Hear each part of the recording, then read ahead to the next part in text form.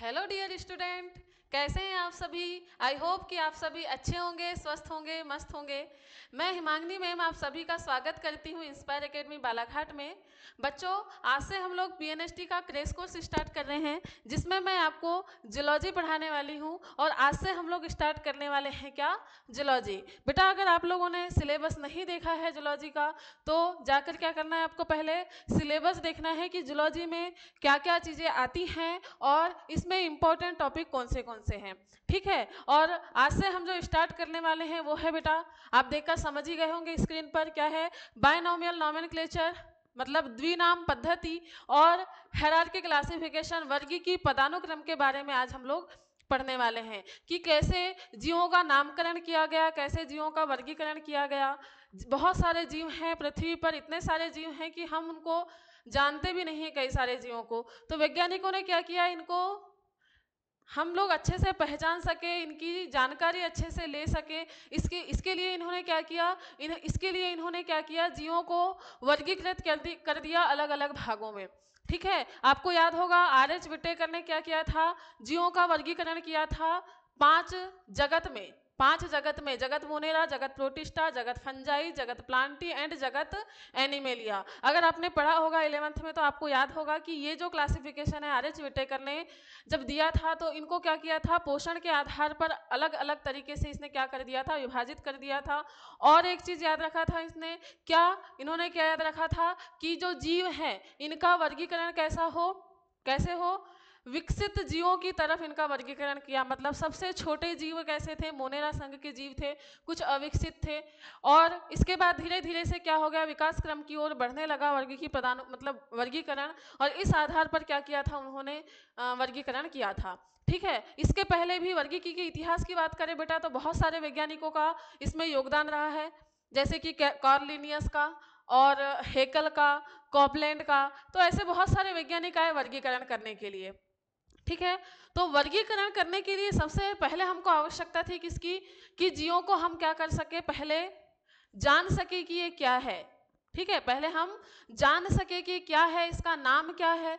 हम कहीं पर भी जाएं, कहीं पर भी दुनिया के किसी भी भाग में चले जाएं, किसी भी देश में चले जाएं, अगर वहां पर हमको उस जीव के बारे में जानकारी लेना है बेटा, तो हम ऐसा तो नहीं बोल सकते, मान लो कि हम डॉग को मतलब कुत्ते को यहाँ पर हम लोग कुत्ते के नाम से जानते हैं, डॉग के नाम से जानते हैं। जरूरी नहीं है कि आप देश, मान लो कि पृथ्वी के, मान लो अमेरिका में जा रहे हैं तो अमेरिका में भी इसी नाम से जाना जाता हो, या फिर कहीं और जा रहे हैं, अफ्रीका जा रहे हैं तो वहां पर कहीं किसी और नाम से जाना जाता हो। ऐसा तो हो सकता है ना, कहीं अलग अलग नामों से जाने जाते हैं। आपके आसपास ही देख लीजिए, एक ही चीज के अलग अलग नाम होते हैं। आप कुछ और नाम से जानते हो, लेकिन अगर आपके आसपास के एरिया में चले जाओ आप, तो उसको कुछ और नाम से जाना जाएगा। तो ऐसे में क्या होता है, कन्फ्यूजन बहुत होता है, आप उसके बारे में सही जानकारी प्राप्त नहीं कर पाते हैं। इसीलिए क्या किया गया बेटा, इसीलिए किया गया उनका क्या, नामकरण। बच्चे का जब जन्म होता है तो उसका नामकरण क्यों करते हैं, बच्चे तो सारे हैं, तो फिर नामकरण क्यों करते हैं, जिससे कि कंफ्यूजन ना हो कि कौन मतलब किसको बुला रहा है। ठीक है।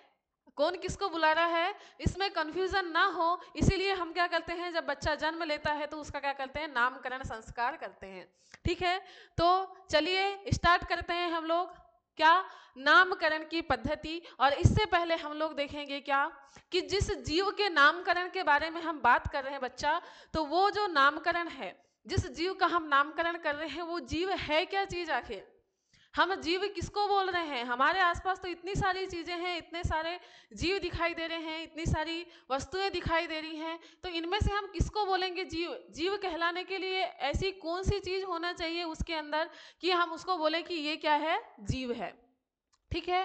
तो चलिए, आपको बेटा साथों साथ क्या करना है, नोट्स बनाते हुए चलना है। अपने पास में 11th 12th की एनसीईआरटी रखे रखना है, जिससे कि आप जैसे जैसे पढ़ते चले बेटा, तो साथों साथ आप क्या करें, उसको देखते हुए चले कि हम कहाँ पढ़ रहे हैं, कौन सा लेक्चर पढ़ रहे हैं। मैं आपको बताते हुए चलूंगी कि हम कौन सा लेक्चर पढ़ रहे हैं, और ये 11th में मिलेगा या 12th में मिलेगा। सबसे पहले हम 11th के टॉपिक कवर करेंगे, इसके बाद हम लोग स्टार्ट करेंगे क्या, 12th के जितने टॉपिक हैं हमारे वो। ठीक है बेटा। तो चलिए फिर कॉपी और पेन लेके रेडी हो जाइए, स्टार्ट करते हैं हम लोग आज का हमारा लेक्चर। ठीक है। चलिए तो फिर हम बात करते हैं, जैसा कि हमने बोला कि हम बात कर रहे हैं किसके बारे में, ऑर्गेनिज्म के नॉमेनक्लेचर के बारे में बात कर रहे हैं, नामकरण के बारे में बात कर रहे हैं। तो जब तक पहले हम ये तो जान लें कि वो जीव है क्या चीज, जीवों का नामकरण करने से पहले हम क्या जान लेते हैं कि जीव क्या है। तो चलिए स्टार्ट करते हैं हम, जीव क्या है। ठीक है, what is organism, what is organism, जीव क्या है, जीव क्या है। अगर आपको पूछा जाए कि बच्चा आप जीव किसको बोलेंगे, अगर आपको पूछा जाए कि आप जीव किसको बोलेंगे, तो आपका आंसर क्या होगा, आपको कमेंट करके बताना है कि अगर आपको पूछा जाए कि बेटा जीव किसको बोला जाएगा तो आप इसका क्या आंसर देंगे। बेटा आपको कमेंट बॉक्स में कमेंट करके इसका आंसर बताना है। ठीक है, साथों साथ आपको क्या करना है, आंसर बताते हुए चलना है। अगर आपको पता है आंसर तो उसका आंसर कमेंट बॉक्स में कमेंट जरूर करना है। चलिए अब जीव की बात कर रहे हैं बेटा, हम बात कर रहे हैं किसकी, जीव की। किसी जीव के जीव कहलाने के लिए क्या क्या चीजें इंपॉर्टेंट हैं। तो हम अपने आसपास बहुत सारी चीजें देखते हैं, हम अपने आसपास बहुत सारी चीजें देखते हैं, बहुत सारे जीव देखते हैं। अगर हम बात करें जीव की तो हम, मैम आप बोलोगे मैम जीव क्या करते हैं, प्रचलन कर सकते हैं। आप बोलोगे मैम जीव क्या कर सकते हैं, प्रचलन कर सकते हैं। मतलब क्या कर सकते हैं, ये इनमें चलने की क्षमता होती है, अपना स्थान चेंज करने की क्षमता होती है। अगर मैं इस स्थान पर हूं तो मेरे में इतनी क्षमता है कि मैं अपना स्थान चेंज कर सकती हूँ। ठीक है, तो आप बोलोगे मैम हाँ ये तो सही है। दूसरी बात क्या होती है बेटा, दूसरी बात क्या होती है, ये क्या करते हैं, भोजन ग्रहण करते हैं। ये क्या करते हैं, भोजन ग्रहण करते हैं, भोजन ग्रहण करते हैं। ठीक है, तो आप बोलोगे हाँ मैम भोजन भी ग्रहण करते हैं, जैसे कि हम तो भोजन ग्रहण करते हैं। ठीक है, फिर तीसरी बात क्या होगी, तीसरी बात क्या होगी कि मैम ये क्या करते हैं, प्रजनन करते हैं। ये क्या करते हैं, प्रजनन करते हैं। इनमें क्या होता है, रिप्रोडक्शन होता है। इनमें क्या होता है बच्चा, रिप्रोडक्शन होता है। ठीक है, और इसको बोला जाता है लोकोमोशन, लोकोमोशन। ठीक है, फिर आप बोलोगे मैम इनमें वृद्धि होती है। इनमें क्या होती है, वृद्धि भी होती है। जब पौधा या कोई भी जीव कैसा होता है, छोटा होता है, तो ये धीरे धीरे कैसा करता है, अपने अंदर वृद्धि करके क्या करता है, अपने अंदर वृद्धि करके अपना शरीर का आकार और आयतन क्या करता है बेटा, चेंज करता है। जैसे कि हम भी जब जन्म लिए होंगे तब छोटे से नन्हे मुन्ने से बच्चे रहे होंगे, लेकिन अब कैसे हो गए हैं, हमारे शरीर की वृद्धि हो चुकी है, हमारे शरीर का विकास हो चुका है, जिससे हम अब कुछ अलग दिखाई दे रहे हैं। ठीक है, तो प्रत्येक जीव में बेटा क्या होता है, वृद्धि की क्षमता होती है। तो आप बोलोगे हाँ मैम ये सही है। फिर बेटा क्या होता है, फिर क्या होता है, ये श्वास ले सकते हैं। ये भी तो एक बात हो सकती है कि ये क्या कर सकते हैं, श्वास ले सकते हैं, श्वास ले सकते हैं। तो ये श्वास लेते हैं। ठीक है, तो ये कुछ कैरेक्टर आपके दिमाग में आएंगे कि अगर हम किसी को जीव बोलना चाहते हैं तो इनमें ये कुछ खास कैरेक्टर होना चाहिए, यही होगा। लेकिन आपने पढ़ा होगा क्या, सेल। आपने पढ़ा होगा बेटा, सेल पढ़ा होगा। अगर आपको याद है तो आपने पढ़ा होगा सेल अर्थात कोशिका। क्या पढ़ा होगा, आपने पढ़ा होगा कोशिका। और कोशिका की बात करें हम तो आपको पता है कि कोशिका क्या है, किसी जीव की सबसे छोटी इकाई है। क्या है, जीव की सबसे छोटी इकाई क्या है बेटा, सबसे छोटी इकाई है कौन, सेल। जीव की सबसे छोटी इकाई किसको माना गया है बच्चा, तो सबसे छोटी इकाई माना गया है जीव की सेल को। ठीक है, अब सबसे छोटी इकाई तो है, लेकिन इसके साथों साथ ये क्या है, संरचनात्मक इकाई भी है। इसके साथों साथ ये क्या है बच्चा, संरचनात्मक इकाई भी है। संरचनात्मक इकाई, संरचनात्मक इकाई है मतलब जीव का निर्माण करता है। और क्या है, कार्यात्मक इकाई भी है। क्या है, कार्यात्मक इकाई भी है। अब हम इस जो कोशिका है इसको बोल रहे हैं कि किसी जीव की संरचनात्मक मतलब निर्माण करने वाली इकाई, और कार्य करने वाली इकाई जो सबसे छोटी है वो कौन है, सेल है। अब ये जो सारी की सारी प्रोसेस हम बोल रहे हैं कि ये हम जीव में देखते हैं, और ये जो लक्षण होंगे अगर किसी भी जीव में मतलब किसी भी चीज में अगर ये लक्षण है तो वो क्या कहलाएगा, जीव कहलाएगा। लेकिन सबसे इंपॉर्टेंट बात क्या है बेटा, उसके अंदर कोशिका की उपस्थिति। क्या है? उसके अंदर क्या है? कोशिका की उपस्थिति। किसी भी जीव का जीव कहलाने के लिए सबसे इंपॉर्टेंट फैक्टर क्या होगा? तो वो होगा बच्चा कोशिका की उपस्थिति। अगर किसी भी पदार्थ के अंदर, किसी भी वस्तु के अंदर कोशिका उपस्थित है, मतलब क्या हो गया बच्चा? वो हो गया जीव। ठीक है, वो हो गया क्या? जीव। अब क्यों कहा जाता है जिसके अंदर कोशिका होती है वो जीव होता है करके? तो चलिए देखते हैं। एक कोशिका है आपके सामने, एक हम जंतु कोशिका बना रहे हैं, और जंतु कोशिका में आपको पता होगा कि इसके चारों तरफ क्या पाई जाती है? सेल मेम्ब्रेन पाई जाती है। और इसके सेल मेम्ब्रेन के अंदर क्या भरा होता है बच्चा? लिक्विड भरा होता है। क्या भरा होता है? इस सेल मेम्ब्रेन के अंदर भरा होता है क्या? लिक्विड भरा होता है, प्लाज्मा भरा होता है। क्या भरा होता है? प्लाज्मा भरा होता है। और केंद्रक के अंदर भी क्या भरा होता है बच्चा? केंद्रक के अंदर भी भरा होता है क्या? प्लाज्मा। केंद्रक के अंदर भी क्या भरा होता है? केंद्रक के अंदर भी प्लाज्मा भरा होता है। और जो केंद्रक के अंदर प्लाज्मा भरा होता है उसको बोला जाता है क्या? न्यूक्लियोप्लाज्म। क्या बोला जाता है? न्यूक्लियोप्लाज्म। न्यूक्लियोप्लाज्म मतलब केंद्रक द्रव्य। क्या कहा जाता है? केंद्रक द्रव्य कहा जाता है। और आपको पता है केंद्रक झिल्ली और कोशिका झिल्ली, ये क्या है? केंद्रक झिल्ली है, ये केंद्रक झिल्ली, ये कोशिका झिल्ली। दोनों झिल्ली के बीच में जो प्लाज्मा भरा हुआ है इसको बोला जाता है बच्चा क्या? कोशिका द्रव्य या साइटोप्लाज्म।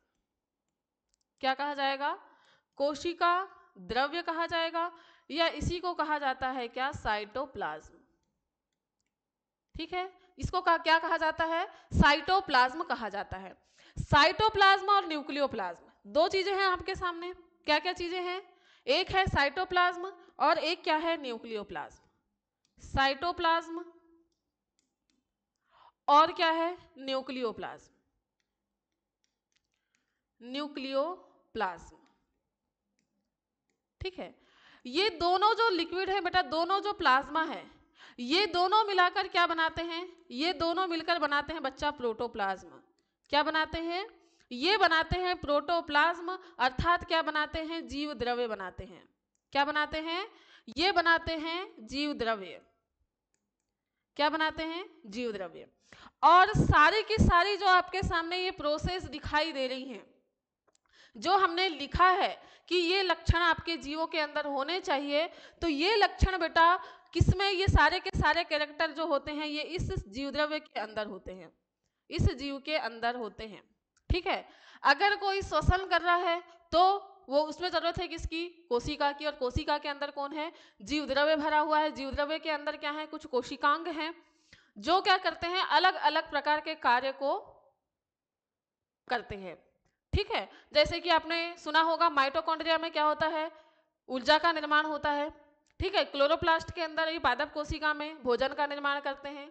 प्रजनन के लिए इनके पास में फ्लैजिला पाए जाते हैं, और कुछ के पास अगर फ्लैजिला नहीं पाए जाते हैं तो प्रजनन में मदद करता है बेटा ये हमारा जो प्लाज्मा है वो। ठीक है, कोशिका के अंदर जो लिक्विड भरा होता है वही कई बार क्या करता है? प्रजनन में मदद करता है। ठीक, फिर बात करते हैं किसकी? प्रजनन की। तो प्रजनन में भी क्या होता है? कोशिकाएं ही विभाजित होकर क्या करती हैं? प्रजनन स्टार्ट करती हैं।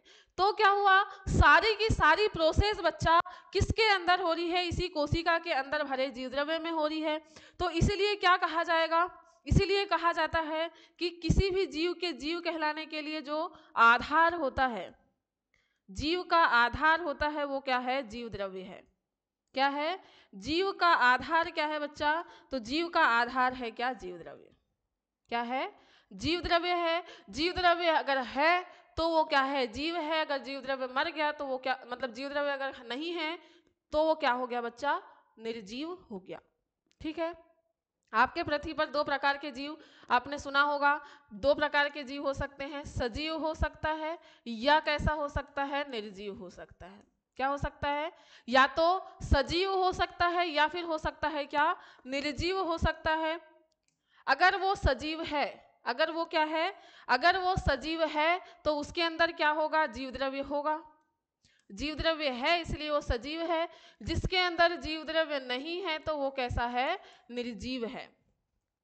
ठीक है, तो आपको क्लियर हो चुका होगा, आशा करती हूं मैं कि आपको क्लियर हो चुका होगा कि जो जीव है, जीव के जीव कहलाने के लिए सबसे बेसिक चीज क्या है, तो वो है क्या, आपका जीव द्रव्य।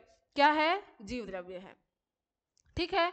अब इसके अलावा इसमें जो भी प्रोसेस हो रही है, इसमें जो मुख्य लक्षण है जो आपकी एनसीईआरटी में दर्शाए गए हैं कि कौन से मुख्य लक्षण हैं जिसकी वजह से हम जीव को क्या कहते हैं, जीव कहते हैं। तो चलिए देखते हैं हम लोग कौन से लक्षण हैं। चलिए तो बात करते हैं बेटा, आपकी एनसीईआरटी में कुछ इस तरीके से बात कही गई है। आपके एनसीईआरटी की बात कर रहे हैं बेटा, ज्यादातर क्वेश्चन आपको पूरे के पूरे क्वेश्चन आपके एनसीईआरटी से मिलेंगे, बिल्कुल एनसीईआरटी को हम लोग कवर करने वाले हैं। ठीक है, तो चलिए फिर स्टार्ट करते हैं हम जीव के लक्षण। जीव के लक्षण, ठीक है, हम बात कर रहे हैं किसकी, जीव के लक्षणों की बात कर रहे हैं। और जीव के लक्षण की बात करें तो बेटा दो प्रकार के लक्षण होते हैं जीव के। कितने लक्षण होते हैं, दो लक्षण होते हैं, सामान्य लक्षण, सामान्य लक्षण, और होते हैं क्या, विशिष्ट लक्षण। सामान्य लक्षण और विशिष्ट लक्षण, general character and specific character. General character and होते हैं क्या, स्पेसिफिक कैरेक्टर। दो कैरेक्टर होते हैं। हमने जैसा कि देखा स्पेसिफिक कैरेक्टर में एक हमने जो बेस था वो देख लिया है हमने, क्या कि जीव द्रव्य या कोशिका की उपस्थिति। अब बेटा अब हम बात कर रहे हैं इनके लक्षणों की कि सामान्य लक्षण और विशिष्ट लक्षण क्या होंगे। ठीक है, तो विशिष्ट लक्षण उन लक्षणों को बोला जाएगा जो हर प्रकार के जीव में आपको देखने को मिलेंगे।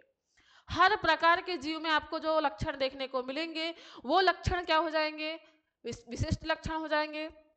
और ऐसे लक्षण जो सभी जीवों में नहीं दिखाई देते हैं, कोई ना कोई ऐसा जीव होता है जिसमें ये लक्षण ना दिखाई दे आपको, तो वे क्या कहलाएंगे बेटा, सामान्य लक्षण कहलाएंगे। मतलब जीवों के लक्षण तो हैं लेकिन सभी जीवों में नहीं पाए जाते हैं। तो आपको याद रखना है सामान्य लक्षण ऐसे लक्षण जो सभी जीवों में मतलब पाया जाना कंपलसरी नहीं है, लेकिन विशिष्ट लक्षण सभी जीवों में कंपलसरी है, ये होने ही चाहिए। ठीक है, तो वो क्या है आपको याद रखना है। विशिष्ट लक्षण के लिए एक ट्रिक याद रखना है आपको, क्या, GSM। क्या, GSM, ये है आपके क्या, विशिष्ट लक्षण। अब ये GSM क्या है, G का मतलब हुआ बेटा क्या, ग्रोथ। क्या हुआ, G का मतलब ग्रोथ हुआ, अर्थात क्या हो गया, वृद्धि। ठीक है, दूसरा है क्या, सेंसिटिविटी।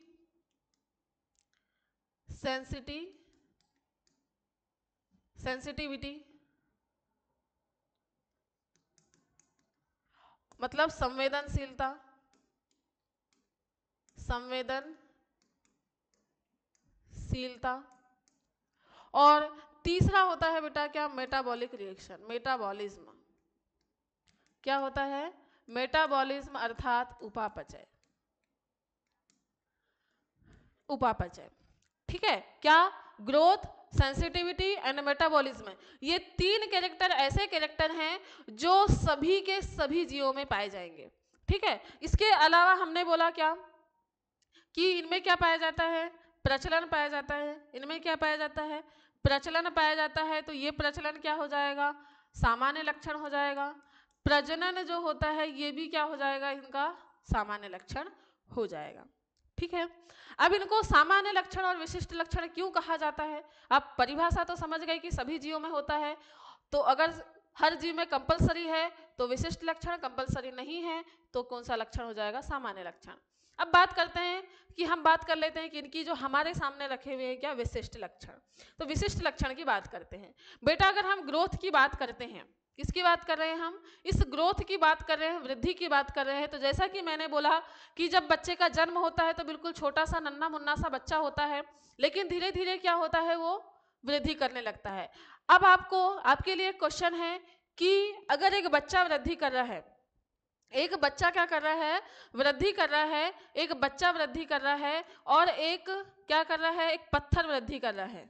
पत्थर में भी वृद्धि होती है, आपने देखा होगा पहाड़, नदियों में रखे हुए, नदियों में जो पत्थर होते हैं उनका साइज भी धीरे धीरे बढ़ने लगता है। और अगर आपने देखा होगा पहाड़ का साइज, पर्वतों का साइज भी कैसा होने लगता है, बढ़ता है समय के साथ में। तो अगर आपको पूछा जाए कि बेटा बच्चों में वृद्धि कैसी होती है, अंदर से वृद्धि होती है या बाहर से वृद्धि होती है? तो आपका आंसर क्या होगा? आप बोलोगे मैम बच्चों में तो वृद्धि कैसी होती है? अंदर से होती है, क्योंकि अगर बाहर से वृद्धि होती तो क्या होता, जैसे पर्वत आड़े तिरछे ऊपर नीचे उबड़ खाबड़ होते हैं, वैसे ही क्या होते हैं फिर बच्चे भी होते हैं कि एक हाथ उनका कैसा होता, लंबा होता, मोटा होता, कोई हाथ कैसा होता ऊपर से वृद्धि करता तो कोई हाथ छोटा होता, फिर हमारा शरीर कहीं से बढ़ रहा होता तो कहीं से कम हो रहा होता, एक पैर लंबा है तो एक पैर छोटा होता, ऐसा भी हो सकता था ना, क्योंकि ऊपर से वृद्धि कर रही है। पर्वतों के ऊपर, पर्वतों का ऊपर हाइट जो है वो कैसे बढ़ती है, साइज कैसे बढ़ता है, क्योंकि उसके ऊपर धूल मिट्टी के कण जो है वो ऊपर से आकर जमते हुए चलते हैं। इस कारण क्या होता है, पर्वतों का और पत्थरों का साइज बढ़ता है। लेकिन हमारे अंदर तो ऐसा नहीं होता, बाहरी वृद्धि कैसी होती है, जमाव के कारण हो रही है। लेकिन हमारे अंदर वृद्धि कैसे हो रही है, हमारे अंदर हो रहा है कोशिका विभाजन। ठीक है बेटा, अगर आपको कोशिका विभाजन क्या होता है और कोशिका विभाजन कैसे होता है ये अगर आपको नहीं पता है तो आपको यूट्यूब में जाकर सर्च करना है सेल डिवीजन बाय हिमांगनी मैम करके, तो आपको वहां पर सेल डिवीजन के लेक्चर मिल जाएंगे। ठीक है, तो सेल डिवीजन हमारे अंदर होता है, इसीलिए हमारे अंदर जो होती है शरीर की वृद्धि होते हुए चलती है। तो हमारे शरीर की वृद्धि कहाँ से हो रही है बेटा, अंदर से हो रही है। हमारे शरीर की कोशिकाएं क्या कर रही हैं, बार बार डिवीजन कर रही हैं और क्या कर रही हैं, शरीर का साइज बढ़ा रही हैं। ठीक है, तो वृद्धि का मतलब क्या हुआ, जीवों में वृद्धि कैसी होती है बेटा, जीवों में वृद्धि होती है आंतरिक। कैसी वृद्धि होती है, इनमें आंतरिक वृद्धि होती है। कैसी वृद्धि होती है, आंतरिक वृद्धि होती है। फिर इसमें याद रखना है कि ये वृद्धि जो होती है ये किससे होती है, वृद्धि कैसे होती है, कोशिका विभाजन द्वारा वृद्धि होती है। क्या होती है, कोशिका विभाजन द्वारा वृद्धि होती है। कोशिका विभाजन द्वारा क्या करते हैं, ये वृद्धि करते हैं। ठीक है, कैसे वृद्धि करते हैं, कोशिका विभाजन द्वारा वृद्धि करते हैं। और अगर हम बात करें किसकी, पर्वतों की, मतलब निर्जीव की, किसकी बात कर रहे हैं, निर्जीव की, तो निर्जीव में कैसी वृद्धि होती है, बाह्य वृद्धि होती है। कैसी वृद्धि होती है, बाह्य वृद्धि होती है। तो अगर पूछा जाए आपको कि जीवों में जो विशिष्ट लक्षण है ग्रोथ का, वो कौन सा लक्षण है, तो बेटा वो लक्षण है आंतरिक वृद्धि का लक्षण है। तो प्रत्येक जीव, दुनिया का कोई भी जीव होगा, कैसा भी जीव होगा, छोटे से लेकर बड़ा, सभी प्रकार के जीव बच्चा कैसे वृद्धि करते हैं, आंतरिक वृद्धि करते हैं, जो कोशिका विभाजन के द्वारा कंप्लीट होती है। ठीक है, तो वृद्धि क्या हो गया, सभी जीवों में हो रही है। ऐसा तो नहीं होता है कि एक जो जीव है वो वैसा ही रह जाएगा, या फिर एक बच्चे ने जन्म लिया वो वैसा ही रह जाएगा, ऐसा नहीं होता है। वो किसी ना किसी तरीके से क्या करता है, वृद्धि करता है। लेकिन वृद्धि कैसी होगी, तो आंतरिक वृद्धि होगी। ठीक है, चलिए, तो वृद्धि जो है एक विशिष्ट लक्षण हो गया। फिर बात करते हैं बेटा सेंसिटिविटी की। किसकी बात कर रहे हैं हम, सेंसिटिविटी की बात कर रहे हैं, संवेदनशीलता की बात कर रहे हैं। तो अगर आप बात करें किसकी, मनुष्य की, एक मनुष्य की बात कर रहे हैं, तो मनुष्य में बेटा 5 संवेदांग पाए जाते हैं, आंख, नाक, कान, त्वचा और जीभ। तो आपको पता होगा कि आप इन 5 संवेदांगों से क्या करते हैं, बहुत सारी संवेदनाओं को ग्रहण करते हैं।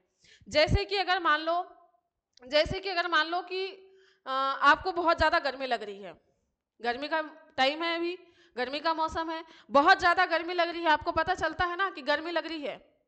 ठंड के समय में आपको पता चलता है कि ठंड है। अगर आपके सामने शेर आ जाए तो आपको पता चलेगा कि नहीं शेर आया है या नहीं आया है। अगर आपके सामने शेर आ जाए तो पता चलेगा ना। मतलब आपके पास जो संवेदांग है बेटा, वो आपके जो सेंस है उनको क्या कर रहे हैं, ऑब्जर्व कर रहे हैं, ग्रहण कर रहे हैं। ग्रहण करके वो क्या कर रहे हैं, आपके जो ब्रेन है, मस्तिष्क है, मस्तिष्क के अंदर जो हमारे संवेदांगों के लिए केंद्र बने हुए हैं, उनमें क्या करते हैं, अपना सिग्नल छोड़ते हैं। जो तंत्रिका तंत्र है, हमारा पूरा तंत्रिका तंत्र जो है वो एक संवेदना प्राप्त करने के रूप में, संवेदना देने के रूप में काम करता है, पूरे सिस्टम को कंट्रोल करता है।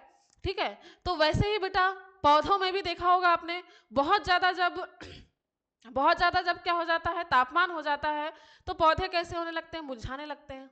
कैसे होने लगते हैं, मुरझाने लगते हैं। मतलब पौधों के अंदर भी सेंसिटिविटी है। पौधे भी क्या कर रहे हैं, जो आपके आसपास एटमॉस्फेयर है उसको क्या कर सक रहे हैं, उसको मतलब महसूस कर सक रहे हैं, उसको क्या कर सक रहे हैं, महसूस कर सक रहे हैं, उस पर उसका प्रभाव पड़ रहा है। तो संवेदना सभी जीवों में पाई जाएगी। ऐसा तो नहीं होगा कि मान लो कि सिर्फ मनुष्य में पाई जाएगी, जानवरों को कोई संवेदना नहीं है। जानवरों को भी अगर मच्छर काट दे तो भी क्या करते हैं, वो भी मतलब भगाते हैं ना उनको, ऐसा तो नहीं होता है कि नहीं आ और खून पी जा, ऐसा तो नहीं होता है। वो भी क्या करते हैं, अगर मच्छर काट जाए तो भगाते हैं, अगर उनको भूख लगती है तो क्या करते हैं, खाना मांगते हैं। ठीक है, तो ये चीजें जो है बेटा, ये संवेदना जो है ये सभी में पाई जाती है। ठीक है, तो संवेदनशीलता होती है। तो संवेदनशीलता की बात करें तो महसूस कर सकते हैं, किसी भी चीज को महसूस करने की क्षमता पाई जाती है किनमें, जीवों में। इसीलिए इनका जो संवेदनशीलता है ये इनका विशिष्ट लक्षण हो गया। फिर बात करते हैं किसकी, मेटाबॉलिक रिएक्शन की। किसकी बात कर रहे हैं हम, मेटाबॉलिज्म की बात कर रहे हैं। मेटाबॉलिज्म की बात करें बेटा, मेटाबॉलिज्म है उपापचय। ये मेटाबॉलिज्म शब्द दो शब्दों से बना हुआ है। मेटाबॉलिज्म जो शब्द है ये दो शब्दों से बना हुआ है। एक क्या है, केटाबॉलिक रिएक्शन, क्या है, केटाबॉलिज्म, और क्या है, एनाबॉलिज्म। एनाबॉलिज्म मतलब उपचय और केटाबॉलिक मतलब अपचय। केटाबॉलिक मतलब अपचय।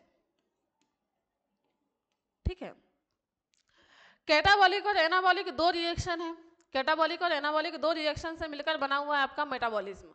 ठीक है, आपके शरीर के अंदर जो भी प्रोसेस हो रही है, जो भी प्रोसेस हो रही है, चाहे खाना पाचन की प्रोसेस हो रही है, रेस्पिरेशन की प्रोसेस हो रही है, ये प्रोसेस बेटा क्या है, एक प्रकार की उपापचयी क्रिया है। अगर हम बात करें किसकी, कैटाबॉलिक रिएक्शन की, तो कैटाबॉलिक रिएक्शन के लिए आपको क्या याद रखना है कि कैटाबॉलिक रिएक्शन से याद रखना है आपको केट को याद रखना है किससे, केट को याद रखना है कट से। केट को याद रखना है किससे, कट से। कट मतलब होता है क्या, काटना। काटने से क्या होगा, चीजें पदार्थ टूटेगा या नहीं टूटेगा, टूटेगा ना। अगर हम किसी चीज को क्या कर रहे हैं, कट कर रहे हैं मतलब वो क्या हो रहा है, दो भागों में टूट रहा है। तो अगर मान लो कि हम बात कर रहे हैं हमारे अंदर किसी भी पदार्थ का टूटने की प्रोसेस हो रही है, क्या हो रही है, पदार्थ के टूटने की प्रक्रिया हो रही है, टूटने की प्रक्रिया हो रही है, तो वो क्या कहलाएगी बेटा, कैटाबॉलिक कहलाएगी। और किसी पदार्थ के बनने की प्रक्रिया, किसी पदार्थ के बनने की अगर प्रक्रिया हो रही है तो वो क्या कहलाएगी बेटा, क्या कहलाएगी, एनाबॉलिक रिएक्शन कहलाएगी। तो हमारे शरीर के अंदर, हर जीव के शरीर के अंदर क्या होता है, बहुत सारे पदार्थ बनते हैं और बहुत सारे पदार्थ टूटते हैं। एग्जाम्पल के लिए ले, हम हमारे शरीर के अंदर की बात कर रहे हैं, क्योंकि हम जूलॉजी के अंदर किसके बारे में पढ़ेंगे, जंतुओं के बारे में पढ़ने वाले हैं। और जंतु, हम भी तो एक प्रकार के क्या है, जंतु हैं। तो हम अपने खुद का एग्जाम्पल लेके पढ़ते हैं। जैसे कि हम क्या करते हैं, श्वसन करते हैं। हम क्या करते हैं बच्चा, हम करते हैं श्वसन। और श्वसन की प्रोसेस आपको पता होगी। श्वसन में क्या होता है, हम एटमॉस्फेयर से क्या करते हैं, ऑक्सीजन लेते हैं। हम एटमॉस्फेयर से क्या लेते हैं, ऑक्सीजन लेते हैं। वो ऑक्सीजन क्या होती है, ब्लड के माध्यम से हमारे कोशिका के अंदर तक जाती है। और कोशिका के अंदर जो माइटोकॉन्ड्रिया है, माइटोकॉन्ड्रिया क्या करता है, ऑक्सीजन लेकर क्या करता है, उसके अंदर जो ग्लूकोज होता है, जो हमारे ऊर्जा की सबसे छोटी इकाई है, कार्बोहाइड्रेट की सबसे छोटी इकाई है, वो क्या करता है, ऑक्सीजन ग्लूकोज को तोड़कर ऊर्जा का निर्माण करता है। क्या हुआ, ऑक्सीजन ने क्या किया, ग्लूकोज को तोड़ दिया और तोड़ के क्या बनाया, ऊर्जा बनाया। तो अब आप बताइए, यहां पर ग्लूकोज टूटा मतलब इसमें कौन सी प्रोसेस हुई, अपचय की प्रक्रिया हुई। लेकिन साथ में बना क्या, ऊर्जा। तो कौन सी प्रोसेस हो रही है, अपचय। तो ये दोनों बेटा कैसी रिएक्शन है, ये दोनों रिएक्शन है कैसी, पैरेलल चलने वाली रिएक्शन है। इसीलिए इनको साथ में उपापचय कहा जाता है। अगर अपचय हो रहा है तो वहां पर उपचय भी होगा ही होगा। ठीक है, आई होप कि आपको मेटाबॉलिज्म क्या है ये क्लियर हुआ होगा। मेटाबॉलिज्म क्या है, तो किसी पदार्थ के टूटने और बनने की जो प्रोसेस होती है वो क्या कहलाता है, उपापचय कहलाता है। उपापचय की प्रोसेस हर जीव के अंदर होती है, क्योंकि कोई ना कोई पदार्थ हर समय टूटता है और हर समय क्या होता है, बनते हुए चलता है। क्लियर है बच्चा। तो मेटाबॉलिज्म रिएक्शन भी क्या हो गया, हर जीव में पाया जाता है, इसलिए क्या हो गया, एक प्रकार का विशिष्ट लक्षण हो गया। अब बात करते हैं किसकी, सामान्य लक्षण की। तो आपके सामने सामान्य लक्षण है, आपके सामने क्या है, सामान्य लक्षण है। और सामान्य लक्षण में क्या है बेटा, सामान्य लक्षण में है प्रचलन। क्या है, सामान्य लक्षण में है प्रचलन। सामान्य लक्षण में क्या है, प्रचलन। चलिए, तो प्रचलन की अगर हम बात कर रहे हैं तो बेटा हर पौधे में, हर जीव में प्रचलन होगा, ये जरूरी है क्या, जैसे कि पौधे प्रचलन नहीं करते हैं, पौधे अपना स्थान चेंज नहीं कर सकते हैं, अगर उनको इस जगह पर स्थिर रख दिया जाए तो इसी जगह पर खड़े रहेंगे। ऐसा कभी नहीं होगा कि वो उसको यहाँ रखा जाए और कुछ समय बाद आपको यहाँ पर आके मिले, ऐसा नहीं होगा। तो बेटा प्रचलन जो है वो हर जीव में पाया जाने वाला लक्षण नहीं है, हर जीव में पाया जाना कंपलसरी नहीं है, इसीलिए ये क्या है, जीव का सामान्य लक्षण है। पर प्रचलन भी जीव का ही लक्षण है, पर सामान्य लक्षण है। क्या है, प्रचलन जीव का ही लक्षण है। अगर जीव है तो भले ही प्रत्येक जीव प्रचलन नहीं कर सकता, लेकिन बहुत सारे जीव क्या कर सकते हैं, प्रचलन कर सकते हैं। जैसे जंतु जगत के सभी जीव क्या कर सकते हैं, प्रचलन कर सकते हैं। ठीक है बच्चा, तो प्रचलन क्यों विशिष्ट लक्षण नहीं है, क्योंकि पौधे क्या नहीं करते हैं बेटा, पौधे प्रचलन नहीं करते हैं। पौधे क्या नहीं करते हैं, पौधे प्रचलन नहीं करते हैं, इसीलिए क्या है, ये विशिष्ट लक्षण नहीं है। अब बात करते हैं किसकी, हमारे पास है प्रजनन, रिप्रोडक्शन। क्या है, रिप्रोडक्शन। किसकी बात कर रहे हैं हम, रिप्रोडक्शन की बात कर रहे हैं। और रिप्रोडक्शन की बात करें बेटा, हम किसकी बात करें, अगर हम रिप्रोडक्शन की बात करें तो आपको पता होगा कि हर जीव में क्या नहीं होता है, प्रजनन नहीं होता है। जैसे कि अगर हम बात करते हैं बेटा, क्या होता है, गधा या गधी, कोई भी मेल या फीमेल हो सकता है, और घोड़ा का भी क्या हो सकता है, मेल या फीमेल वर्जन जो भी हो सकता है। ठीक है, गधा या गधी का जब क्रॉस कराया जाता है घोड़ा या घोड़ी के साथ में, मतलब कि मेल और फीमेल कोई भी हो सकता है, तो बेटा क्या बनते हैं, हिन्नी और खच्चर बनते हैं। क्या बनते हैं, हिन्नी और क्या बनते हैं, खच्चर बनते हैं। आपने कभी आसपास देखा होगा, जो बहुत सारे लोग राजस्थान वगैरह से आते हैं, कुछ घूमने के लिए आते हैं, तो उनके पास आपने देखा होगा कम हाइट के घोड़े की शक्ल के जीव देखे होंगे। अगर आपने देखा है, तो आपको कमेंट करके बताना है कि हाँ मैम हमने देखा है। ठीक है, और नहीं देखा है तो भी कमेंट करना है कि मैम हमने नहीं देखा है। ठीक है, तो बेटा क्या होता है, घोड़ा और गधा, इन दोनों का क्या कराया जाता है, क्रॉस कराया जाता है। तो इन दोनों के क्रॉस से बेटा क्या बनते हैं, हिन्नी और खच्चर बनते हैं। कौन बनते हैं, हिन्नी और खच्चर बनते हैं। और ये हिन्नी और खच्चर जो होते हैं, इनमें लाइफ टाइम कभी भी प्रजनन करने की क्षमता नहीं होती है। क्या नहीं होती है, प्रजनन करने की इनके पास में क्या नहीं होती है, क्षमता नहीं होती है। ठीक है, अब क्यों नहीं होती है, तो बेटा इनके पास में क्या होता है, इनके पास में क्या होते हैं, विषम संख्या में क्या पाए जाते हैं, क्रोमोसोम पाए जाते हैं। मतलब इनके पास में क्रोमोसोम की संख्या कितनी होती है, इनके क्रोमोसोम होते हैं 63। इनके गुणसूत्र कितने होते हैं बेटा, इनके गुणसूत्र होते हैं 63 गुणसूत्र होते हैं, 63 गुणसूत्र होते हैं।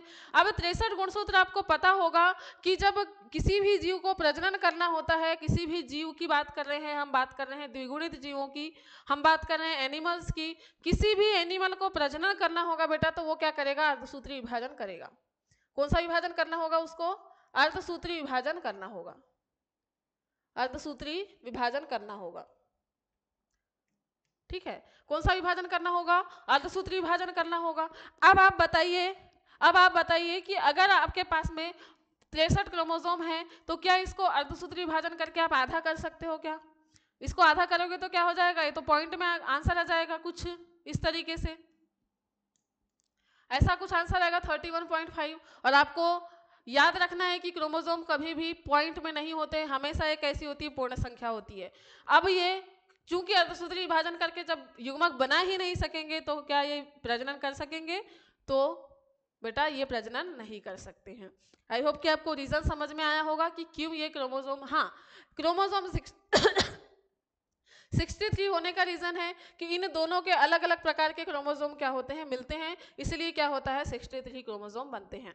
किसी से 32 आ रहे हैं और किसी से 31 आ रहे हैं, किसी से 32 आ रहे हैं और किसी से क्या हो रहा है 31 आ रहा है। एक सेकेंड,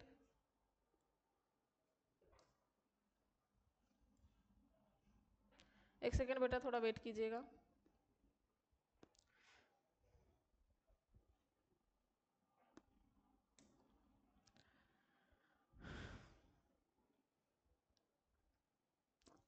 ठीक है। 32 और 31 कितने हो जाते हैं?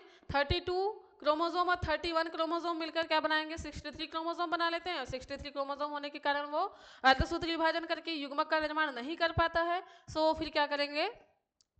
प्रजनन लाइफ टाइम नहीं कर पाएंगे, लाइफ टाइम इनका प्रजनन नहीं हो पाएगा। ठीक है, चलिए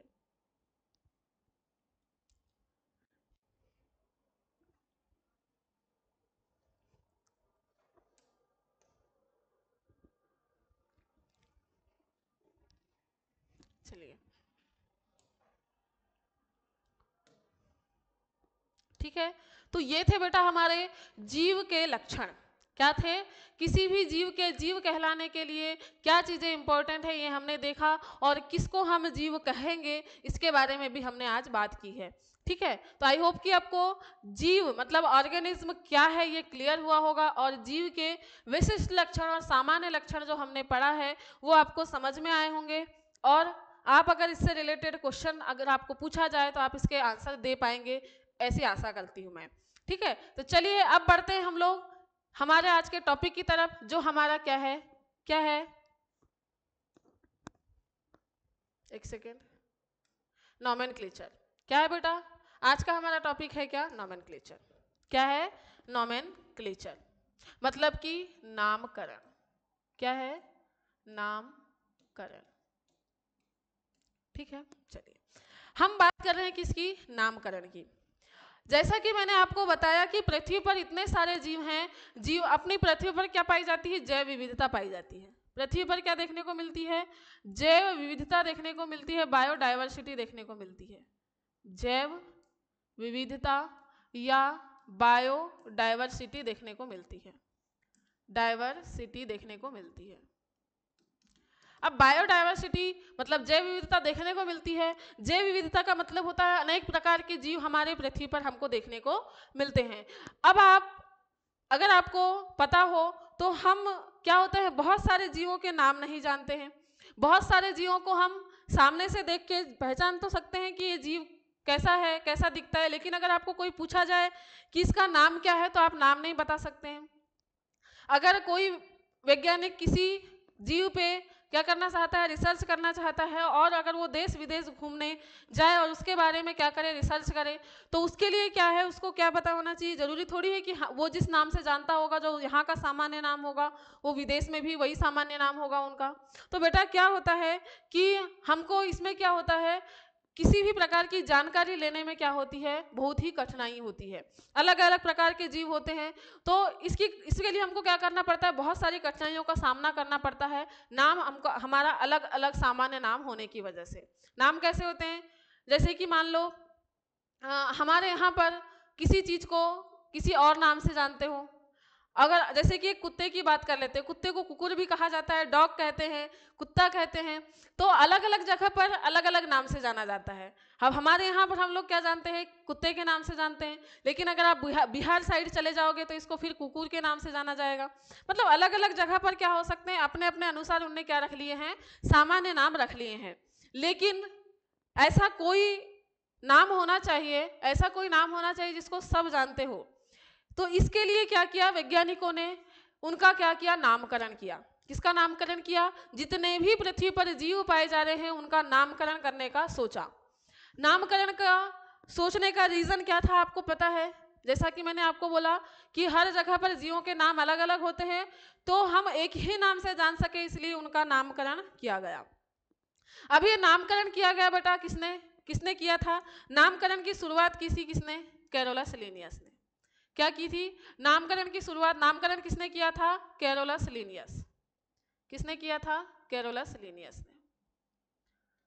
कैरोलस लिनियस ने। कैरोलस लिनियस ने क्या किया था? जीवों का सर्वप्रथम नामकरण करने का सोचा था, और इन्होंने क्या किया था? द्विनाम पद्धति दी थी।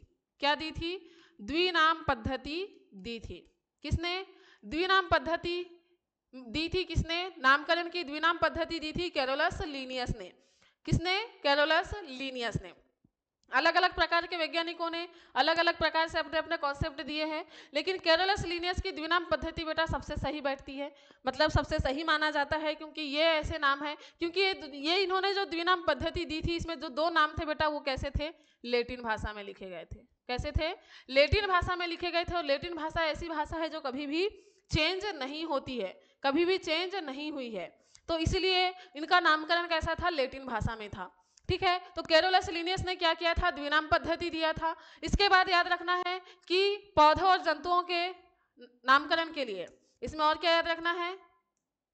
पौधों और जंतुओं के नामकरण के लिए, पौधों के नामकरण के लिए अलग शाखा बनाई गई, पौधों के नामकरण की शाखा ICBN, और जंतुओं के नामकरण के लिए, जंतुओं के नामकरण के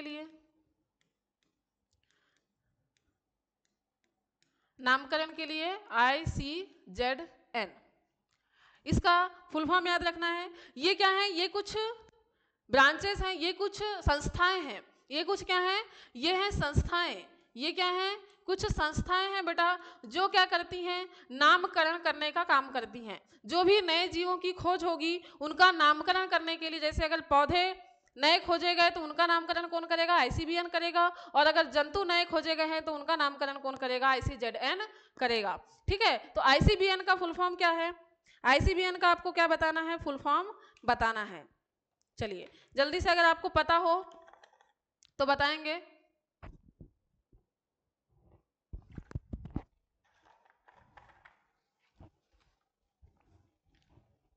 अगर आपको पता हो तो बताएंगे इसका नामकरण। चलिए, इसका नाम क्या है? तो बेटा इसका नाम याद रखना है आपको। क्या है? International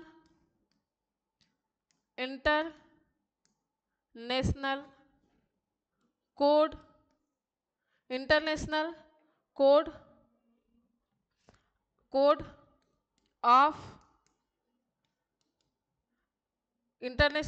of botanical nomenclature.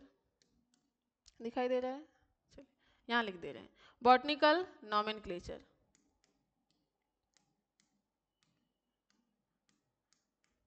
ठीक है, international code of botanical nomenclature. और इसका क्या है? International code of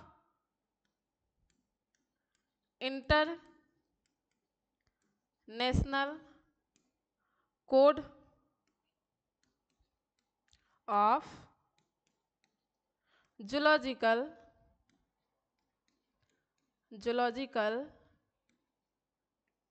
nomenclature. Zoological nomenclature.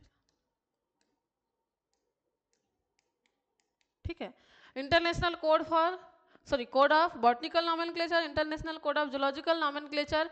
ये क्या है? इसकी कुछ संस्थाएं हैं जो बॉटनी का नामकरण करती है वो ICBN, मतलब जो पौधों का नामकरण करती है वो ICBN, और जो जंतुओं का नामकरण करती है बेटा वो क्या है? ICZN है। ठीक है, तो हम बात कर रहे हैं किसके बारे में? नॉमेनक्लेचर की द्विनाम पद्धति की बात कर रहे हैं हम। कैरोलस लीनियस ने जो दो नाम पद्धति दिया था, द्विनाम पद्धति दिया था, इसके बारे में बात करते हैं। हमने देखा क्या नामकरण की जरूरत हमको क्यों पड़ी? नामकरण के लिए दो संस्थाएं बनाई गई, ICZN और ICBN। और नामकरण की सब पद्धति किसने दी थी? द्विनाम पद्धति दी थी किसने? कैरोलस लीनियस ने। तो हम नामकरण की द्विनाम पद्धति की बात करते हैं बेटा। हम बात करते हैं किसकी? नामकरण की द्विनाम पद्धति।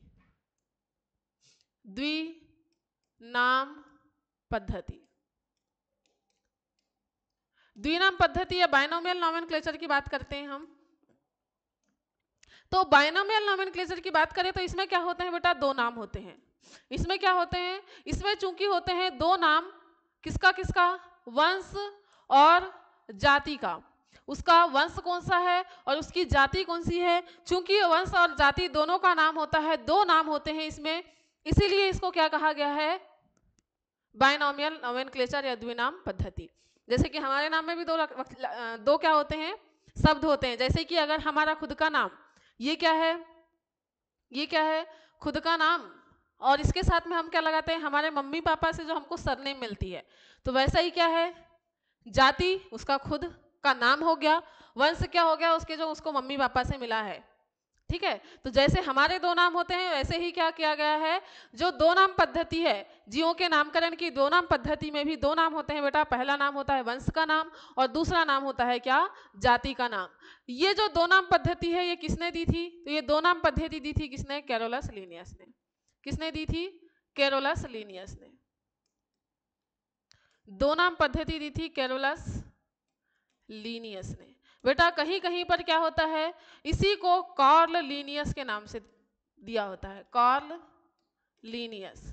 तो अगर आपको कार्ल लीनियस दे, कैरोलस लीनियस दे, या ओनली क्या दे, लीनियस दे, कार्ल लीनियस दे या ओनली क्या दे, कैरोलस लीनियस भी दे, तो भी आपको क्या हो जाएगा, तो भी क्या होगा, वो है कौन, तो वही है आपके कौन, कौन है, कैरोलस लीनियस ही। कैरोलस लीनियस की बात करें बेटा, तो कैरोलस लीनियस के अनुसार जो दो नाम पद्धति में हम लोग नाम लिखते हैं, जो साइंटिफिक नेम लिखते हैं, हम जो वैज्ञानिक नाम लिखते हैं, तो वैज्ञानिक नाम लिखने के लिए क्या क्या चीजें इंपॉर्टेंट है, वैज्ञानिक नाम के कुछ लक्षण लिखने के लिए, कुछ नाम लिखने के लिए नियम, के लिए नियम। ठीक है, तो इसमें क्या कुछ नियम दिए थे इन्होंने, जिसमें पहला क्या था कि इसमें क्या होगा, यह क्या होगा, वैज्ञानिक नाम क्या होगा बेटा, इसमें क्या होंगे, इसमें क्या होंगे, हाँ इसमें क्या होंगे, वंश और जाति का नाम होगा, ये तो पता है आपको, किसका नाम होगा, वंश और जाति का नाम होगा। ये नाम किस भाषा में लिखे जाएंगे, द्विनाम पद्धति में नाम किस भाषा में लिखे जाएंगे, ये लैटिन भाषा में लिखे जाते हैं, लैटिन भाषा में लिखे जाते हैं, लिखे जाते हैं। और कैसे लिखे जाते हैं, तिरछे लिखे जाते हैं, तिरछे लिखे जाते हैं, लिखे जाते हैं। मतलब अगर हम लिखे क्या, अगर हम लिखे होमोसेपियन, क्या लिखे, होमोसेपियन जो मनुष्य का नाम है, मनुष्य का नाम क्या है, मनुष्य का वैज्ञानिक नाम है क्या, होमो, होमो सेपियन, सेपियन। तो बेटा ये होमोसेपियन जो है ये कुछ इस तरीके से तिरछा लिखा जाएगा। कैसा लिखा जाएगा, तिरछा लिखा जाएगा। ये और भी तिरछा लिखा जा सकता है, जैसे एक बार ट्राई कर सकते हैं हम इस तरीके से, हो मो से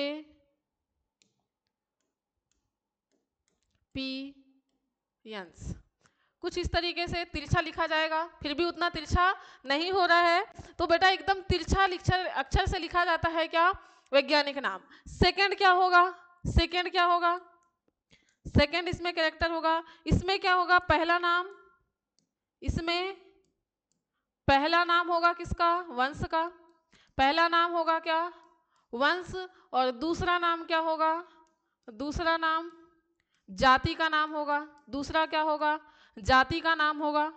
नेक्स्ट क्या है, अगर इसे हाथ से लिखा जाए, अगर हाथ से लिखा जाता है, लिखा जाता है तो क्या होता है, तो इसे कैसा लिखा जाता है, तो इसे अंडरलाइन करके लिखा जाता है। कैसा लिखा जाता है, अंडरलाइन कर दिया जाता है, अंडरलाइन, अंडरलाइन किया जाता है। जैसे कि हमने किया है इस तरीके से क्या कर दिया जाता है, इसको अंडरलाइन कर दिया जाता है, अंडरलाइन कर दिया जाता है।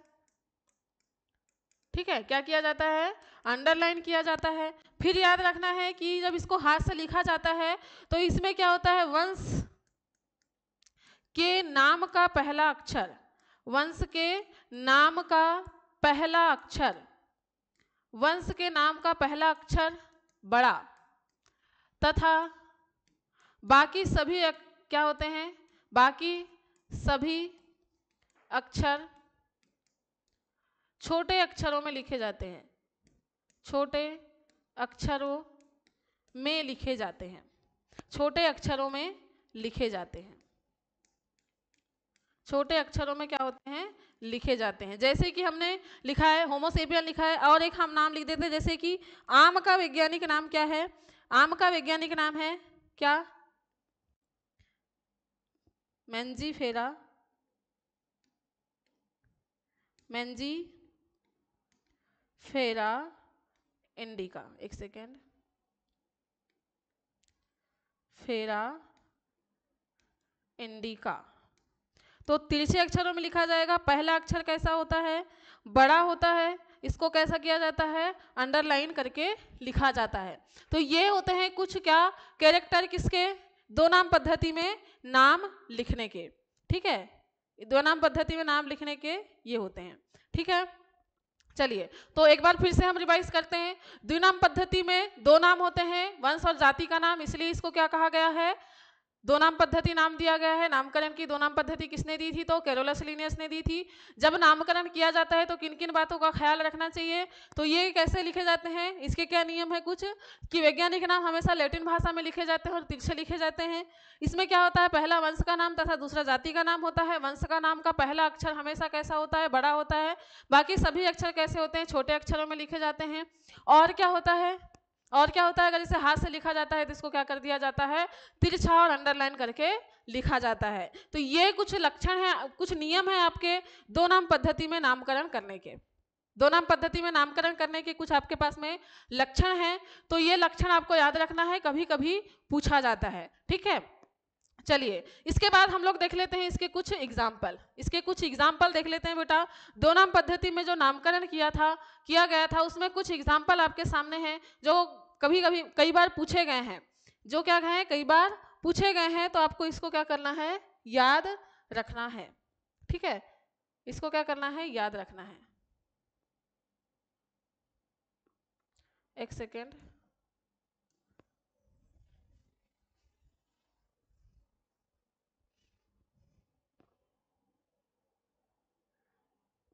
चलिए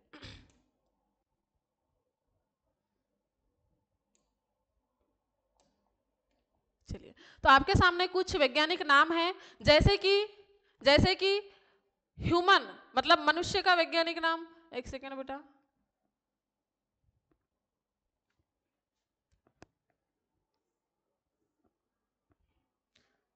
ये बहुत नाटक कर रहे हैं ना बोर्ड भी, ये आप लोगों के जैसे ही हो गया है। आप लोग भी पढ़ने के लिए नाटक करते हैं ना? पढ़ने में मजा आता है क्या? किसको किसको पढ़ने में मजा आता है? किसको किसको पढ़ने का शौक है? कमेंट करके आपको बताना है। किसको किसको ऐसा लगता है कि अगर हम एक दिन नहीं पढ़ेंगे तो हमको मतलब कि ऐसा लगता है कि कुछ भूल गए हम? कौन कौन ऐसा है? आपको कमेंट करके बताना है। अगर आपने कमेंट किया तो मैं समझ जाऊंगी कि जितने भी पढ़ने वाले बच्चे हैं वो क्या है, उनको पढ़ने का शौक है।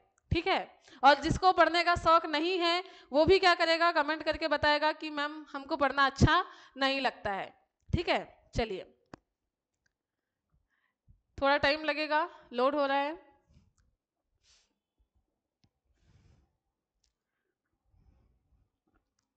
चलिए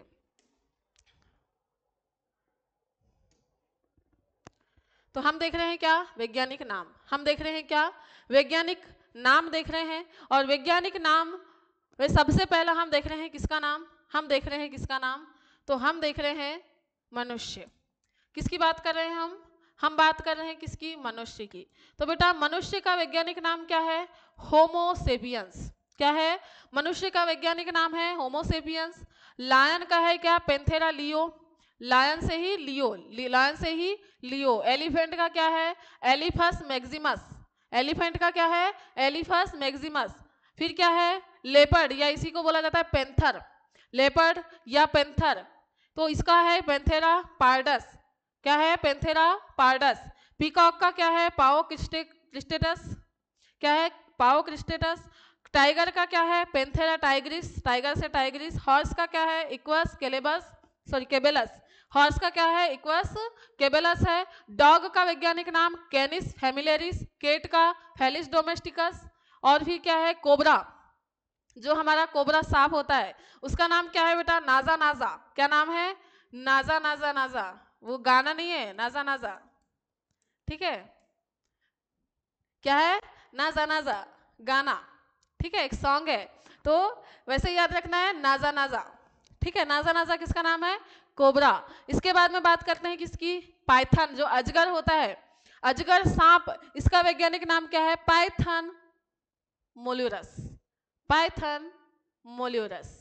ठीक है, चलिए, तो ये आपके कुछ वैज्ञानिक नाम है। बेटा आपको क्या करना है, आपको क्या करना है, ऐसे ही और वैज्ञानिक नाम जो ये तो कुछ आए हुए आपके वैज्ञानिक नाम हैं, कुछ पहले अभी तक जो एग्जाम में पूछे गए हैं वो वैज्ञानिक नाम हमने यहाँ पर आपको बताया कि किसका वैज्ञानिक नाम क्या होता है। और भी अगर आपको वैज्ञानिक नाम मिलते हैं तो आप क्या करें, अपनी कॉपी में लिख कर रखना है, कभी भी कुछ भी पूछ सकता है।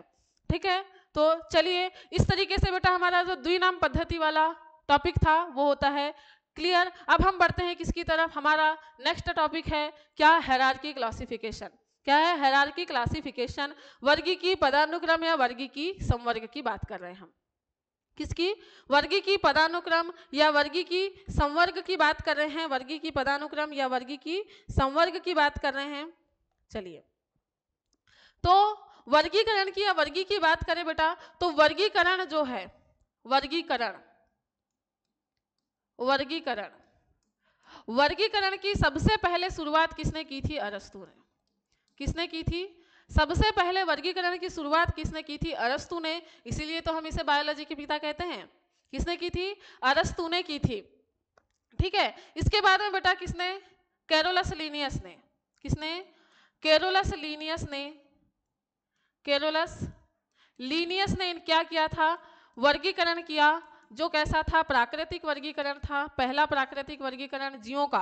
ये बात हो रही है बेटा जीवों की, लेकिन कभी कभी यहाँ पर मैं आपको क्लियर कर देती हूँ, कैरोलस लीनियस ने पादप जगत में भी अपना योगदान दिया है। तो पादपों के वर्गीकरण में जो उन्होंने वर्गीकरण किया था वो कृत्रिम वर्गीकरण था, लेकिन जीवों के वर्गीकरण में जो काम किया है वो कैसा है, कैसा है, प्राकृतिक वर्गीकरण है। इसने क्या किया था, सिस्टमेटिक एक सेकेंड बेटा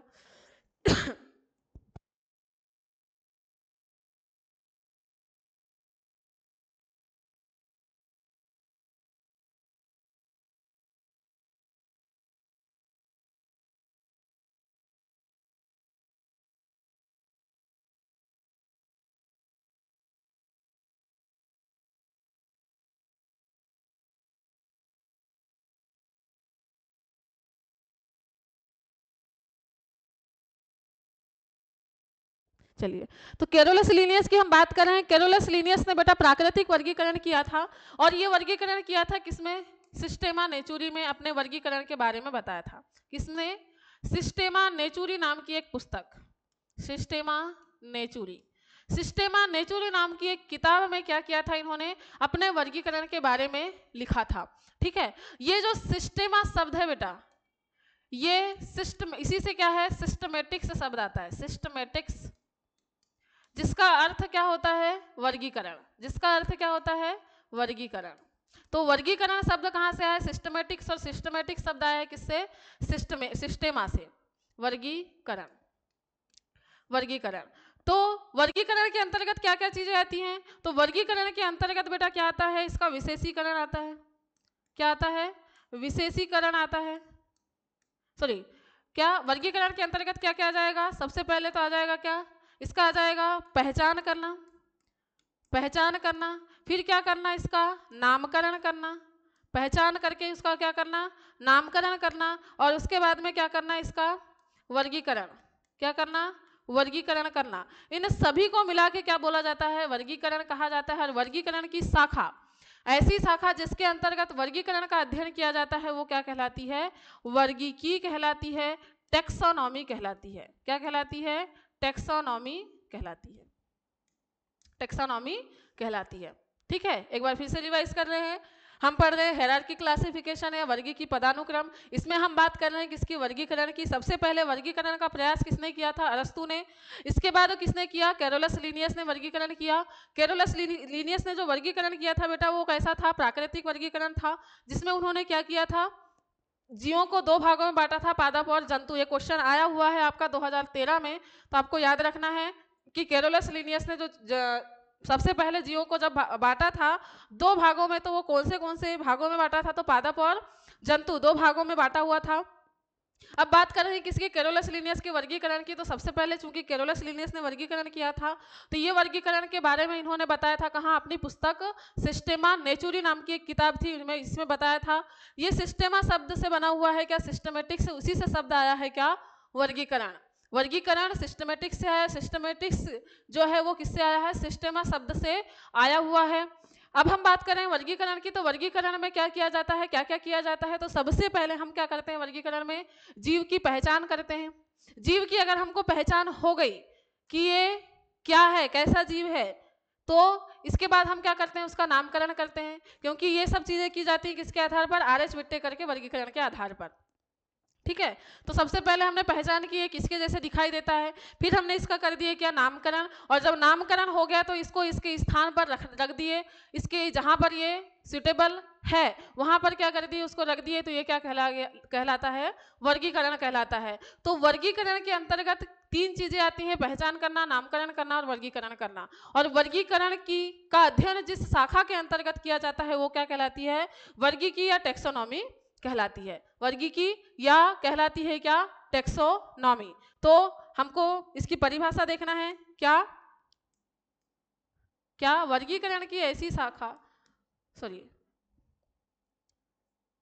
ऐसी शाखा, विज्ञान की ऐसी शाखा, एक सेकेंड, विज्ञान की ऐसी शाखा जिसके अंतर्गत क्या किया जाता है, जिसके अंतर्गत वर्गीकरण का अध्ययन किया जाता है, वर्गीकरण का अध्ययन किया जाता है, अध्ययन किया जाता है, किया जाता है, क्या कहलाता है, क्या कहलाता है, वर्गीकी कहलाता है। क्या कहलाता है बेटा, वर्गीकी कहलाता है, वर्गीकी कहलाता है। तो वर्गीकरण के पिता कौन है, तो वर्गीकरण के पिता कौन है बेटा, वर्गीकरण के पिता हैं आपके कैरोलस लिनियस। वर्गीकरण के पिता भी कौन है, वर्गीकी के पिता भी कौन है, के पिता कैरोलस लिनियस, कैरोलस लिनियस। ठीक है, द्विनाम पद्धति किसने दी, तो कैरोलस लिनियस ने। द्विनाम पद्धति के बाद में दो जगत वर्गीकरण भी किसने दिया था, कैरोलस लिनियस ने। कैरोलस लिनियस ने पहली बार वर्गीकरण किया, इसलिए वर्गीकी के पिता भी किसको कहा जाता है, कैरोलस लिनियस को कहा जाता है।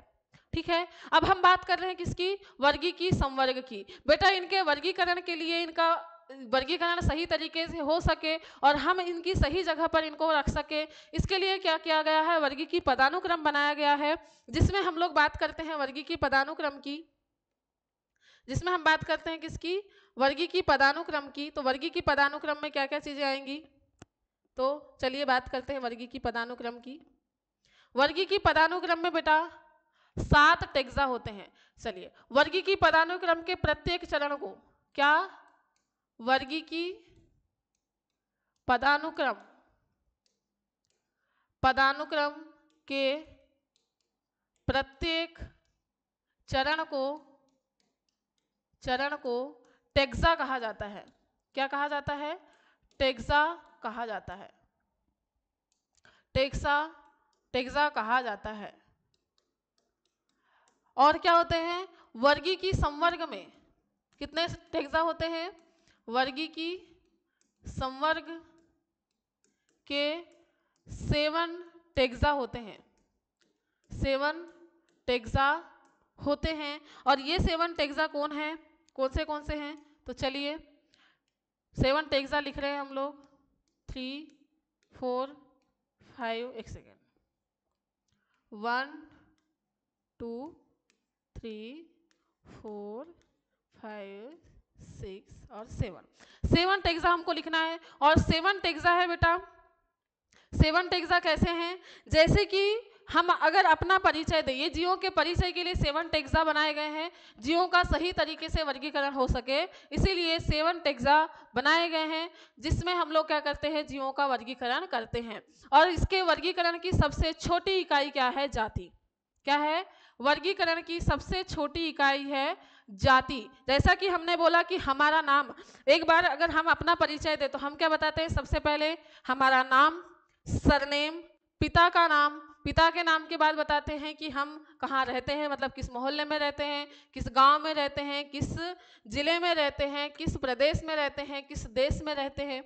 ये हमारा क्या होता है, परिचय होता है ना। तो हम स्टार्ट कहाँ से करते हैं, हमारे नाम से हमारा क्या करते हैं, परिचय स्टार्ट करते हैं। तो वैसे ही जीवों के परिचय के लिए वर्गीय संवर्ग बनाए गए हैं। तो वर्गीय संवर्ग में सबसे पहले क्या होगा, जैसे हमारा नाम होता है वैसे यहाँ पर क्या होती है, सबसे छोटी इकाई है जाति। फिर होता है क्या बेटा, वंश। क्या होता है, वंश। फिर होता है क्या, कुल। क्या होता है, कुल।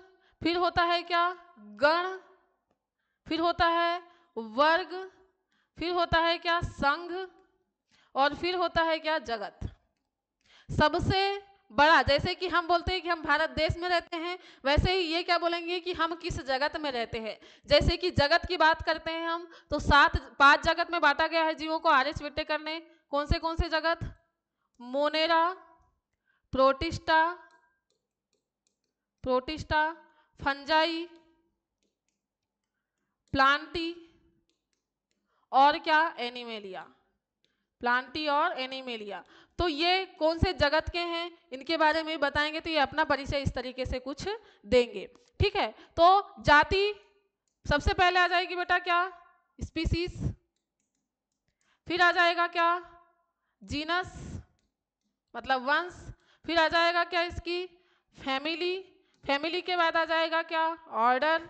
ऑर्डर के बाद आ जाएगा क्या, क्लास। क्लास के बाद क्या आ जाएगा, फाइलम। फाइलम। और फाइलम के बाद क्या आ जाएगा, किंगडम। किंगडम। तो ये बेटा कुछ 7 टेक्सा है जिसके आधार पर क्या किया जाता है, जीवों का परिचय दिया जाता है कि जीव क्या है, किसके अंतर्गत रखे जाएंगे, उनका नाम क्या है। ठीक है, तो ये 7 टेक्सा आपको याद रखना है। वर्गीय की पदानुक्रम के 7 टेक्सा है। आपको छोटे से बड़े तरफ याद रख सकते हो और बड़े से छोटा ऐसा भी याद रख सकते हो, kingdom, phylum, class, order, family, genus, species. या फिर ऐसे भी याद रख सकते हो, species, genus, family, order, class, phylum और किंगडम। ठीक है, सबसे छोटी इकाई क्या है, वर्गीकी की पूछा जाता है। वर्गीकी की सबसे छोटी इकाई जाति है। वर्गीकी की सबसे छोटी इकाई क्या है, जाति है। ठीक है, चलिए तो अब हम देख लेते हैं इनका जो परिचय, हम इसके वर्गीकी संवर्ग के आधार पर हम क्या करते हैं, इसका परिचय देखते हैं। ठीक है, तो चलिए आपके सामने क्या है, आपके सामने है कुछ जीव जिनके हम लोगों को परिचय देना है। मानव है, घरेलू मक्खी है, आम है और क्या है, गेहूं है। मानव, घरेलू मक्खी, आम है और क्या है, गेहूं है। मानव है, घरेलू मक्खी है, आम है और फिर क्या है, गेहूं है। तो इसका हमको देना है क्या, परिचय। क्या देना है हमको, इसका देना है परिचय। तो चलिए हम किसके आधार पर परिचय दे रहे हैं, वर्गीय की संवर्ग के आधार पर परिचय दे रहे हैं। जैसा कि हमने बोला वर्गीय की संवर्ग में क्या होता है, जाति, फिर वंश, फिर कुल, फिर गण, फिर वर्ग, फिर संघ होता है। बहुत सारी जातियों से मिलकर क्या बनता है, वंश। बहुत सारे वंशों से मिलकर कुल, कुल से मिलकर गण, गण से मिलकर वर्ग, वर्ग से मिलकर संघ और संघों से मिलकर कौन बनता है, संघ से मिलकर बनता है कौन, किंगडम, मतलब जगत। ठीक है, क्लियर है। चलिए तो अब हम इसका देते हैं परिचय और हम इसका वैज्ञानिक नाम भी यहीं पर देखेंगे। क्या देखेंगे, इसका वैज्ञानिक नाम भी हम यहीं पर देखेंगे।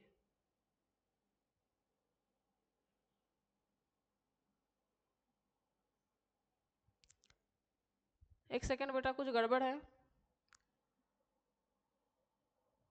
कुछ गड़बड़ है ना, इसको हम ठीक कर देते हैं।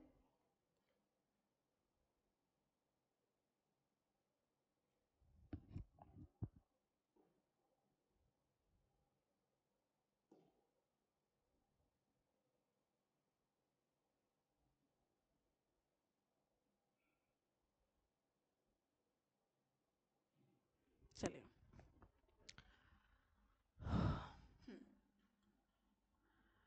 चलिए, मस्का, इसका जाति क्या है, डोमेस्टिका। इसको क्लियर कर दे रहे हैं हम, ठीक कर देते हैं, मतलब इनका नाम पूरा लिख देते हैं। एक second,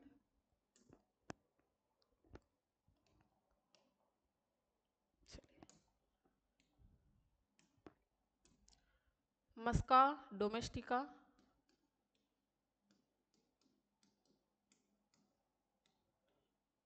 Mangifera, Mangifera indica, Triticum एस्टाइवम। ठीक है, चलिए इन दोनों का नाम मिला के ही क्या बनता है, ये दोनों मिलके ही क्या बनते हैं, इनका वैज्ञानिक नाम बनता है। पहले वंश का नाम फिर जाति का नाम होता है, पहले वंश का नाम होता है फिर क्या होता है, जाति का नाम होता है। ठीक है,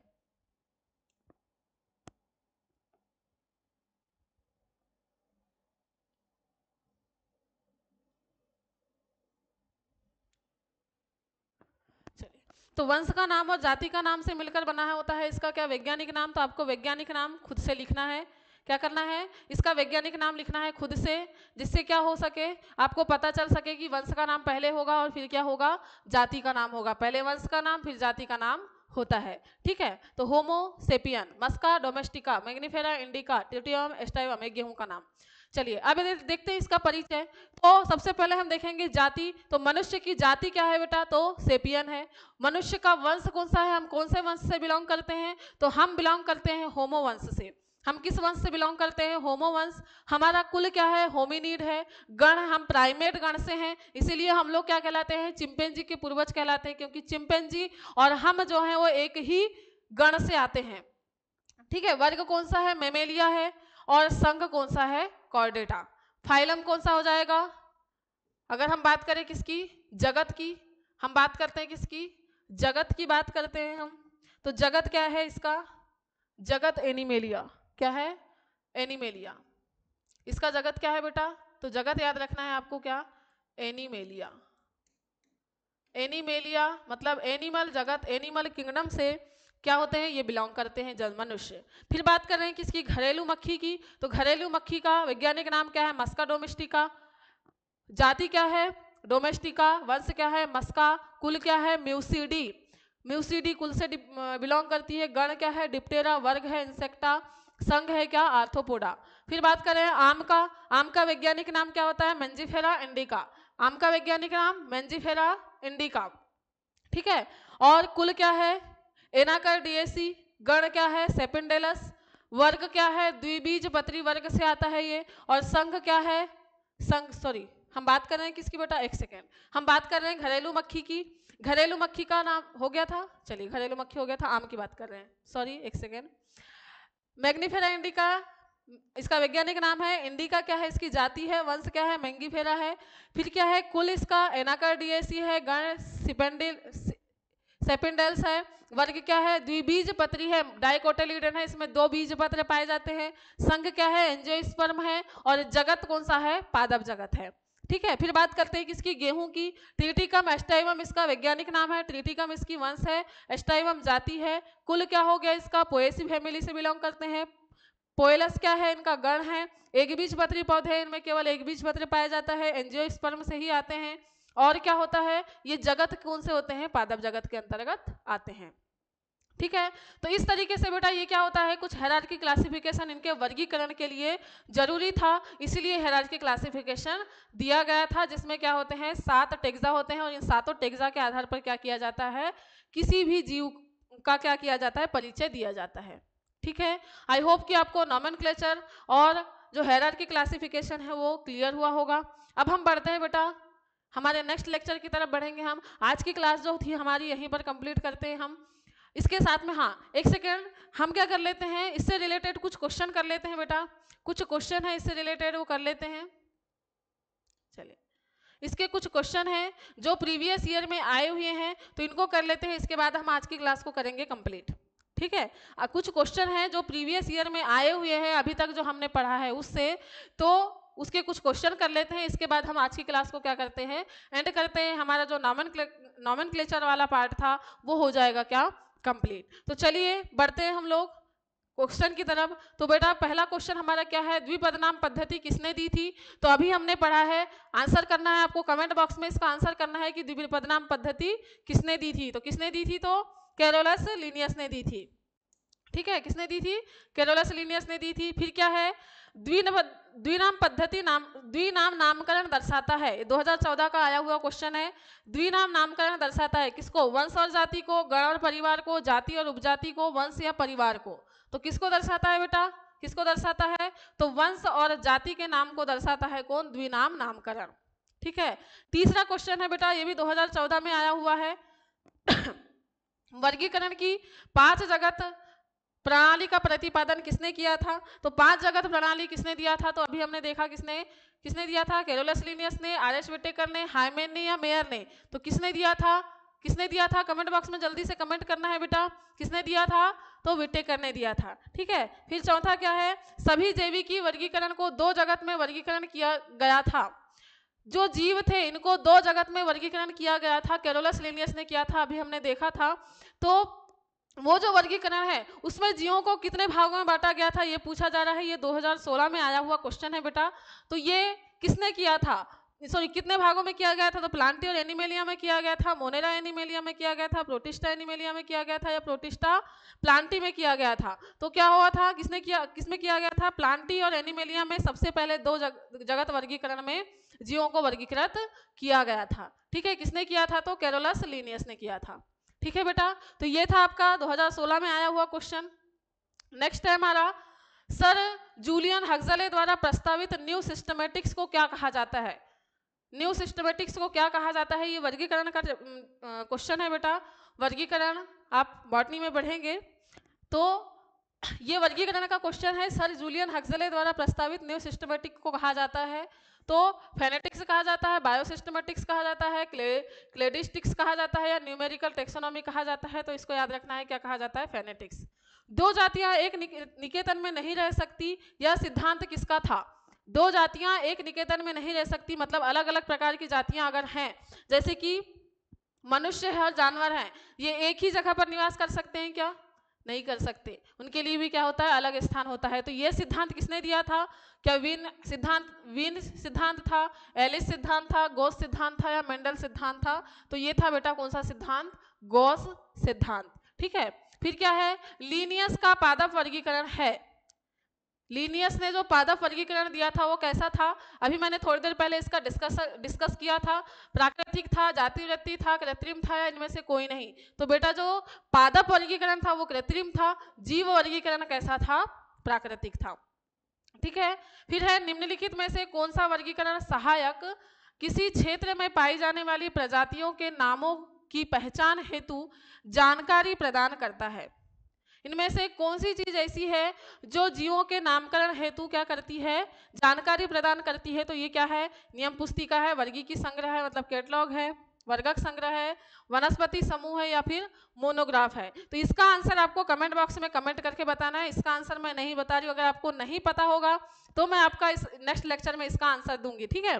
तो आपको क्या क्या चीजें इस क्वेश्चन का आंसर बताना है। और इस क्वेश्चन के ऑप्शन मैंने नहीं दिया है, ये ऑप्शन मैंने जानबूझकर नहीं दिया है क्योंकि मैंने अभी क्या किया है, आपको इस बात को समझाया है कि वर्गीकी जो जैव वर्गीकरण में पदानुक्रम का सही क्रम क्या होता है।